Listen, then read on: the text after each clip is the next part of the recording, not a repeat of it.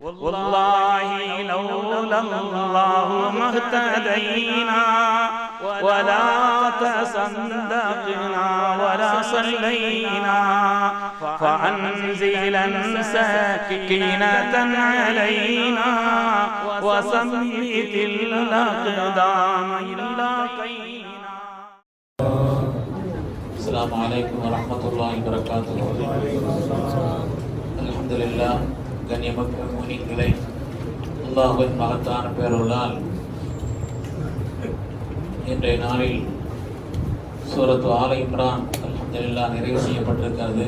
அல்லாஹ் தஆலா குர்ஆன் ஷரீஃபை பூரணமாக ஓதுவதற்கும் கேட்பதற்கும் அதன் வழியிலே நடப்பதற்கும் அல்லாஹ் நசீபை தந்திருப்பார். கண்ணியமிக்கவர்களே, இன்று ஓதப்பட்ட வசனத்திலே அல்லாஹ் தஆலா அவரிடத்தில் சொல்கிறான், ஓ மக்கரு மக்கரல்லாஹ் வல்லாஹு கைருல் மாக்கிரீன். அவர்கள் சூழ்ச்சி செய்கிறார்கள், அல்லாஹும் சூழ்ச்சி செய்கிறான், ஆனால் சூழ்ச்சியாளர்களில் அல்லாஹ் சிறந்தவன் என்று சொல்கிறார். அதாவது உலகத்தில் இஸ்லாத்திற்கு எதிரான சதி செய்பவர்கள் காலம் முழுக்க இருக்கத்தான் செய்வார்கள். இஸ்லாத்திற்கு எதிராக, முஸ்லிம்களுக்கு எதிராக சதி செய்யக்கூடியவர்கள் காலமெல்லாம் இருக்கத்தான் செய்வார்கள். உலகத்திலே யாருக்கும் அல்லாஹ் தஆலா, ஏன் நபிமார்களுக்கும் கூட அப்படிப்பட்ட விரோதிகளை, சதிகாரர்களை அல்லாஹ் ஆக்கி வைத்தான். லிகுல்லி நபியின் அதுவன் ஷயாத்தீனுல் இன்சி வல் ஜின். மனிதர்களிலும் ஷைத்தான்களிலும், அதாவது ஜின்களிலும் அல்லாஹ் தஆலா விரோதிகளை நபிமார்களுக்கு ஆக்கி வைத்தான். எல்லா நபிமார்களுக்கும் என்று சொல்கிறான். தனி மனிதர்களிலே சிறந்தவர்களுக்கும் சரி, இஸ்லாமிய சமூகத்திற்கும் சரி எதிராக உலகத்திலே சதிகள் இருந்து கொண்டே இருக்கும் என்பதை குர்ஆன் ஷரீஃப் நமக்கு சொல்லி காண்பிக்கிறது. இன்றைய சதிகள் மாத்திரமல்ல, இஸ்லாத்தினுடைய ஆரம்ப காலகட்டத்திலிருந்து சையதுனா அம்மார் இப்னு யாசிர் ரலியல்லாஹு அன்ஹு அவர்கள் இந்த தீனுக்காக அர்ப்பணித்த மிகப்பெரிய தியாகிகளில் ஒருவர் சையதுனா அம்மார் ரலியல்லாஹு அன்ஹு அவர்கள். அதற்கு அம்மார் இப்னு யாசிர் ரலியல்லாஹு தஆலா அவர்களை எதிரிகள் பிடித்து வைத்துக் கொண்டார். பிடித்து வைத்துக் கொண்டு பொய் கடவுள்களை புகழ்வதற்காக, இன்னைக்கு பிடிச்சு வச்சுட்டு சொல்றாங்க இல்லையா, ராம சொல்லு, அதை சொல்லு, இது சொல்லிட்டு பூரணமான இஸ்லாமிய நிலையிலே இஸ்லாத்தினுடைய ஆரம்ப காலகட்டம் கடுமையான வேதனை, தாங்க இயலாத வேதனை கொடுக்கிறார்கள் மக்காவிலே. பொய் கடவுள்களை அவர்கள் புகழ்வதற்கும் பெருமானாரை இகழ்வதற்கும். அதற்கு அம்மார் ரலியல்லாஹு அவர்கள் அந்த இடத்துல என்ன செய்ய தெரியல, ஆனால் அவங்க சொன்ன மாதிரி சொல்லிட்டு வந்துட்டாங்க. வந்து ஸல்லல்லாஹு முன்னால் நின்று கதறாங்க, நாயகமே நான் இப்படி செய்துட்டேன், நாயகமே இந்த முன்னால் நின்று நான் இப்படி ஒரு காரியத்தை செய்து விட்டேனே. அவர்கள் சொன்னதற்காக இல்லை என்று சொன்னால் இந்த தீனில் ஈமானில் நிலைத்திருக்க வேண்டும் என்ற ஆசையிலேயும் உங்களுடைய சேவகனாக இருக்க வேண்டும் என்ற எண்ணத்தில் அல்லவா ஸல்லல்லாஹு அலைஹி வஸல்லம் அந்த நிலையிலே அவர்கள் இப்படி மாற்றமா அவர்கள் சொன்னதை சொல்லிவிட்டு வந்துட்டாங்க. ஸல்லல்லாஹு அலைஹி கேட்டாங்க, அந்த நேரத்தில் உங்க கல்வி எப்படி இருந்துச்சுன்னு கேட்டாங்க. கல்வி ஈமானாகத்தான் இருந்தது நாயகமே. அல்லாஹ் ஆயத்திறக்கனா இல்லா மன் உக்ரிஹ வ கல்புஹு முத்மஇன்னும் பில் ஈமான்.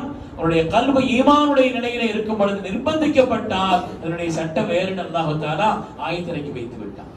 ஆனால் இன்றைய காலகட்டத்திலே இப்படிப்பட்ட துன்புறுத்தல்களை நாம் பார்க்கிறோம். இந்த சதிகள், இந்த துன்புறுத்தல்கள், இந்த எதிர்ப்பு நிலைகள் எல்லாம் ஆரம்ப காலகட்டத்தில் இருந்திருக்கிறது, இருக்கும் என்பதை குர்ஆன் ஷரீஃப் நமக்கு சொல்லி காண்பிக்கிறது. உண்மையான பெருமக்களே, நம்ம நாட்டிலே கூட பல்வேறு விதமான கலவரங்கள், நிர்பந்தமான தாக்குதல்கள், சோசியல் மீடியாவின் வழியாக செய்யப்படக்கூடிய துஷ்பிரச்சாரங்கள், அரசியல் ரீதியான சதிகள் என்று பல்வேறு விதமான சதிகள் நடக்கிறது. இது நடக்கும். எத்தனையோ காரியங்கள் இருக்கிறது. காஷ்மீர் விவகாரத்திலிருந்து ஆரம்பித்து பார்த்தால் பொது சிவில் சட்டம் என்று, பாபர் மஸ்ஜித் தீர்ப்பு, புதிய கல்விக் கொள்கை, இவ சமீபத்தில் வந்தே மாதரம், 2 நாளைக்கு முன்னாலே சட்டம் போட்டிருக்கிறார்கள். வந்தே மாதரம் எல்லா அரசு நிகழ்ச்சிகளிலேயும் படித்தே தீர வேண்டும். அது ஒரு 3-4 கடவுளை புகழ்வது எல்லா பள்ளிகளிலேயும், அரசு விழாக்களிலே, அரசு விழாக்களிலேயும் படிக்க வேண்டும் என்று சட்டம் போடப்பட்டிருக்கிறது. ஜமாத்துல் அதை கண்டித்து கூட ஒரு அறிக்கை வெளியிட்டது. அருமையான பெருமக்களே, நாட்டில் இப்படிப்பட்ட திட்டமிட்டு கொண்டேதான் இருப்பார்கள்.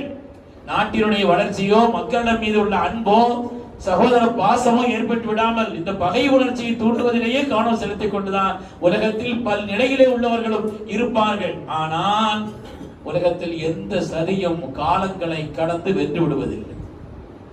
அல்லாஹ் அந்த சூழ்ச்சிகளை முறியடிக்கிறான்னு சொன்னா எப்படிப்பட்ட சதியாக இருந்தாலும் சரி, அந்த சதிகள் எல்லாம் அது ரப்பினுடைய வல்லமையை கொண்டு அவைகள் வென்று விடாது, நிச்சயமாக அது வீழ்ந்து விடும் என்பதைத்தான் குர்ஆன் நமக்கு உணர்த்தி காண்பிக்கிறது. இன்று ஓதப்பட்ட சூரத்திலே அல்லாஹ் செய்தியை சொல்வான். யூதர்கள் குகைக்குள் நுழைந்து விட்டார்கள். இதற்கு ஈசா அலைஹிஸ்ஸலாம் போய்கிட்டு இருக்கிறாங்க. அவர்களை விரட்டினார்கள். குகைக்குள்ளே எதிரிகள் விரட்டி வருகிறார்கள். குகைக்குள்ளே போய் நுழைந்து கொண்டார்கள். குகைக்குள்ளே அவர்கள் நுழைந்த பொழுது விரட்டி வந்தவன் இருக்கிறானே தத்யானூஸ், ஈசா அலைஹிஸ்ஸலாம் மீது கடுமையான பகை கொண்ட தத்யானூஸ் என்பவன் விரட்டி வந்தவர்களிலே முன்னால் இருந்தான். குகைக்குள்ள போய் நுழைஞ்ச உடனே அல்லாஹ் தஆலா ஈசா அலைஹிஸ்ஸலாமை வானளவில் உயர்த்தி விட்டான்.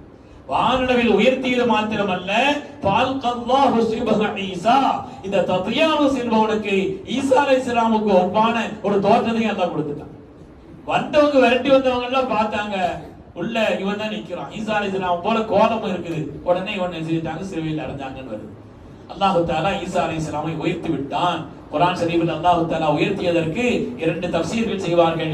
ஒன்று இது, இன்னொன்று அல்லாமா அபுல் ஹசன் அல் நதவி ரஹ்மத்துல்லாஹி அலைஹி அவர்கள், இந்தியாவினுடைய மிகப்பெரிய இஸ்லாமிய சிந்தனையாளர் என்று போற்றப்படக்கூடிய அல்லாமா அபுல் ஹசன் அல் நதவி அவர்கள் தங்களுடைய நபிமாருடைய வரலாற்று செய்தியை சொல்வார்கள்.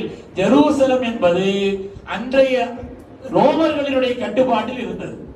ஜெருசலம் என்பது ரோமர்களுடைய கட்டுப்பாட்டில் இருந்தது.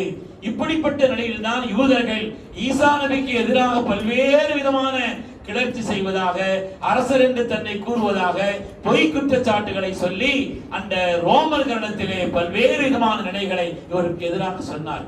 அப்படி சொன்ன நேரத்தில் தான் ஈசா அலைஹிஸ்ஸலாம் அவர்களுக்கு ரோம நீதிமன்றம் மரண தண்டனை விதித்தது.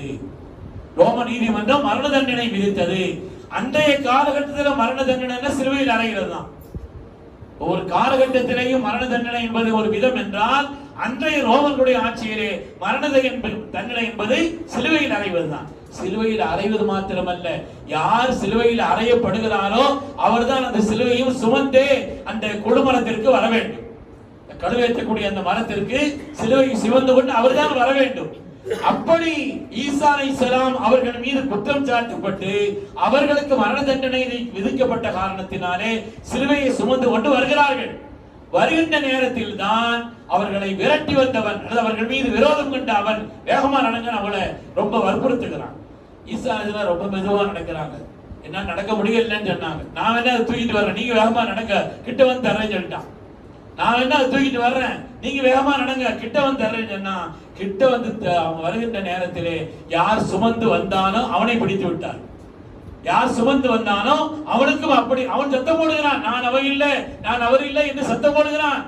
அந்த நேரத்தில் தான் அவன் சொன்னான், அந்த நேரத்தில் தான் ஏரி லமம் லாபா தபக்சானி சொல்றாங்க இல்லையா, என்னையே கைவிட்டீரின் இறைவனேன்னு சொல்லி. ஈசா அலைஹிஸ்ஸலாம் அப்படி சொன்னதா ஹதீஸ்ல வரலாற்றுல ஒண்ணும் இல்ல. அவன் தான் அப்படி சத்தமிட்டான் என்பது வரலாறு. என்ன ஏன் இறைவனை கைவிட்டு விட்டீர் என்று சத்தமிட்டவன் அவன் தான். ஏனென்றால் ஈசா அலைஹிஸ்ஸலாமை அல்லாஹ் உயர்த்தி விட்டான். சிலுவையை சுமந்து வந்த அவன் கடுவிலே ஏற்றப்பட்டான் என்பது வரலாறு. அருமையான பெருமக்களே, உலகத்திலே முஸ்லிம்களுக்கு எதிராக எல்லா காலகட்டத்திலேயும் சதிகள் இருந்து கொண்டேதான் இருக்கும். அதிலிருந்து தப்பிப்பதற்கான வழியை மார்க்க நமக்கு சொல்லி காண்பிக்கிறது. சதி எல்லா காலத்திலும் வெற்றி பெற போறதெல்லாம் இல்லை. மதீனா முனவ்வராவிற்குள்ளே முஸ்லிம்கள் செல்வதை தடுப்பதற்கு அன்றைய காலகட்டத்திலே எவ்வளவு சதிகளை செய்தார்கள். தனி நபர்களில் இருந்து கூட்டம் கூட்டமா செல்வதிலிருந்து பொருளாதாரத்தை முடக்கி வைத்து பார்த்தார்கள், தண்டனை கொடுத்து பார்த்தார்கள், ஆசை வார்த்தைகள் சொல்லி பார்த்தார்கள். அதில் உமர் ரலியல்லாஹு அன்ஹு, ஐயாஷ் ரலியல்லாஹு அன்ஹு ரெண்டு பேரும் நெருங்கி கூட்டார். சில பேர் சில நண்பர்கள் இருப்பாங்க, சில பேர் நண்பர்கள் இருப்பாங்க, நண்பர்கள் பிரபலமா தெரிய மாட்டாங்க, ஆனா இவங்க பிரபலமா வெளியில தெரிவாங்க, அப்படி இருப்பாங்க. உமர்தானுக்கு அவருடைய நெருக்கமான நண்பர் ஐயாஷ், என்ன பேருங்க, ஐயாஷ் ரலியல்லாஹு அன்ஹு. பின்னாடி இமாம் வந்துட்டாங்க அவங்க. இவங்க சொன்னாங்க நம்ம தப்பிச்சு போயிருவோம்னு சொல்லி நண்பரை கூப்பிட்டாங்க. நீங்க துன்யா நண்பர்களுக்கு கட்டுப்படுறது ஜாஸ்தியா இருக்கு. குடும்பத்துக்காரங்களுக்கு கட்டுப்படுறதை விட குடும்பத்தில் உள்ள பெரிய ஆட்கள் கட்டுப்படுமா. அவன் நண்பர் சொல்லிட்டானா உடனே கட்டுப்பட்டுருவான். அவன் சொன்னா எதானாலும் சரி, சாப்பாட்டுல இருந்து கன்னியாகுமரிக்கிற வரை எல்லா காரியத்திலையும் அதுக்குத்தான் கட்டுப்படுற லெவல் அப்படிங்கிறது உலகத்துல இருக்குது. கயிறு அந்த காலத்துல இருந்தே தொடருது.